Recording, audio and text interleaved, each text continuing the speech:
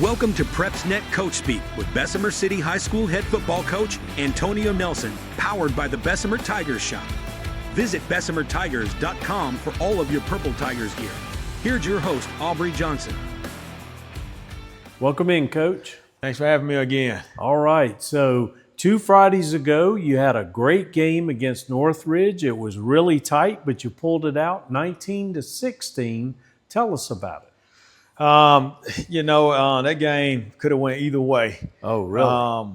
We played good defense. They played pretty good defense. They played really good defense as well. It was kind of the deal where we established some good running game. I think we rushed for 230 some yards rushing. Wow! In that ball That's game, a lot.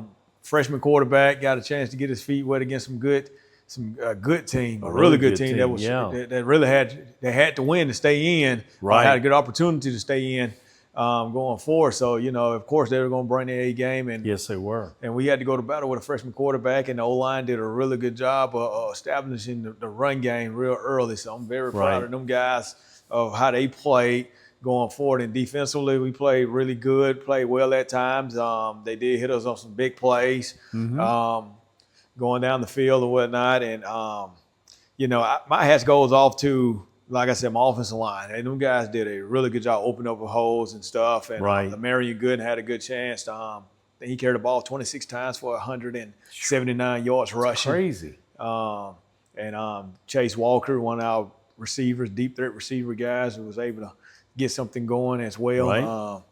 Him and the freshman quarterback, Brandon Gooden Jr., which is our freshman quarterback, he did a really good job in that game and managing it. Nice.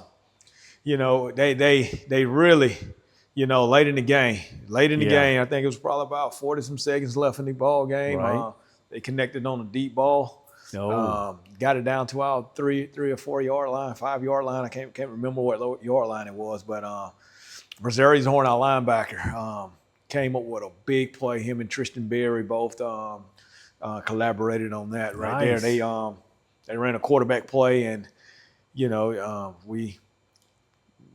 fumbled it. We knocked it out of him. We got the ball, and we was able to secure the victory. That sealed it. It sealed the deal right Yes, there. Sir.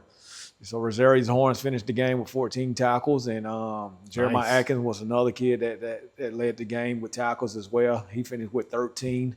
Right. And Tristan Berry, who you just mentioned earlier, who was on the forced fumble, he finished the game with that interception. Overall, I'm overly proud of how they played against Northridge. Sure. We really needed it, a home win against a very good team. Just overly proud. Right. Good deal. Of how they played in that game. Very nice. So then last Friday, like we talked about last time, you went up against a very evenly matched McAdory. We knew that was going to be a whale of a game, and it turned out to be. You pulled it out 21-14. What happened in that one? Man, that game right there, I would say it was a defensive game. Okay. We started off, we drove the ball down the field, and we punched it in, turned around, had a good opportunity. We were moving the ball, driving it, and quarterback throws the pick six. McAdory defense is stingy. I tell anybody, they play really good defense. Those guys are really fast. Right. When I say fast, they get to the ball real fast. I mean, we were joking about it. Joking with the running back, and telling the coaches, I said, man, this might be an NFL stat game when we talk about the rushing, because we're big on running the football, and we try to, open up good lanes and stuff, which the running back did a really good job of seeing some of the holes that he needed to see to keep it going. But man, it was a defensive battle, back and forth, and I think our edge came on special teams. We blocked the field goal. We blocked the field goal coming right out huge. Right after halftime. They drove the ball down the field, got down, and we played good red zone defense. And Tedrin Turner comes in, and he blocks a field goal. Tedrin blocks a field goal, and Devontae Burnett scooped it up and ran it back. I think it was like 80-some yards for a touchdown, scoop and score. Fantastic. We ended up taking the lead right there, and Tedrin Turner, man, I just my hat goes off to him, man. Our cornerback, he played lights out that game. He blocked the field goal. Right. Finished the game with 2 interceptions. He had one that sealed the deal. Sure. Going forward, So man, my hat goes off to all of them that that contributed in that game. It was just a well defensive struggle game, and offensive coaches did a really good job. And I say a really good job of keeping McAdory offense off the field because they're explosive now. Right. They get going now. They can move it. On anybody they play. So we did a good job of sustaining drives when we needed to, and Brandon did a really good job of managing it the best way he can as a ninth grader in a big ball game like that, a big rivalry game. You ask a kid to go play in a game like that. That's always tough because the energy level is high. You can imagine what he's going through, anxiety. Just pumped about it, and we always tell him to calm down. And those guys just rallied behind him. And defense did a really good job of doing it as well. And special teams, too, as well. We did a good job on special teams, too, as well. So that game could have went either way. But, I'm glad it came our way. For sure. That game right there secured us a home playoff game, which we haven't had here since 2018. Right. So we're excited. We're excited about it, pumped about it.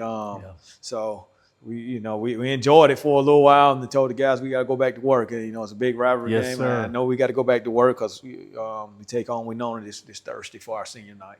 For sure. So tell us about any injuries that may have occurred over the last 2 weeks. Injury-wise, man, against Northridge, we was without some key guys. We had to replace 2 offensive linemen, which they came back last week. We've been missing them for a minute now, probably a couple of weeks now, but they came back last week and they served in some capacity in that ball game. So, it was anxious to see them get out and go to work, with limited reps at practice because of their injuries and what type of injuries they had. But I'm glad that we're getting them all back, all the offensive line guys back now, and we just kind of healing up and trying to get ready to make a run, make a push. Okay. All right. Very good. So you've got one more regular season game left. It's this Thursday against Wenonah. Coach, they're 5-3 on the season right now. What do you expect to see from the Dragons? They're very athletic football team. They play hard. Those guys, they live on big plays. It's very explosive plays. They play solid defense as well. They're fast. I expect them to come in and give us a good challenge. They're not going to lay down to us, and we don't expect them to lay down to us. So we got to come play, got to go finish it, finish off, and sharpen up some of the things that we need to sharpen up for right before the playoffs. So it can be a good sharpening tool for us going forward. So I expect it to be a good football game. That's what I tell my kids when they come in. When we have this conversation, we got to get ready to go play. We got to go finish the job, finish the regular season, finish it strong. And that's what you want. You want momentum going into the playoffs. So, because winning is contagious, and I tell everybody that it is very contagious. But also too is how we do it. You want to do it. You want to do it the right way. So, we got to continue being who we are as a team.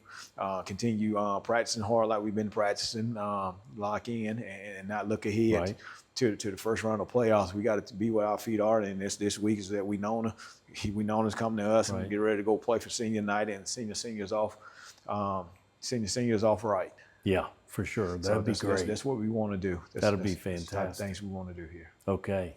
So then on November 7th is your first region game. It's here.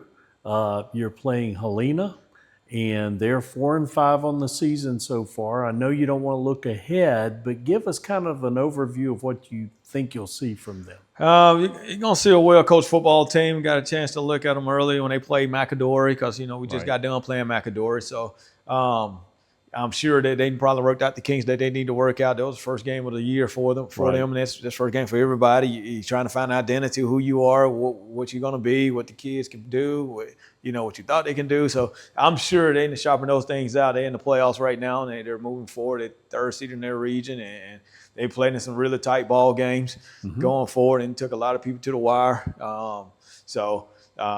I expect them to come in. They're going to be well coached and ready to go play just like we are. I expect them to come in and be ready to get down with it and come play. So, all right. Very good. So, Coach, that's our show. We appreciate your time. And as always, we appreciate yours. Join us again in a couple of more weeks. We're continuing to roll with this thing for another Bessemer City edition of Coach Speak.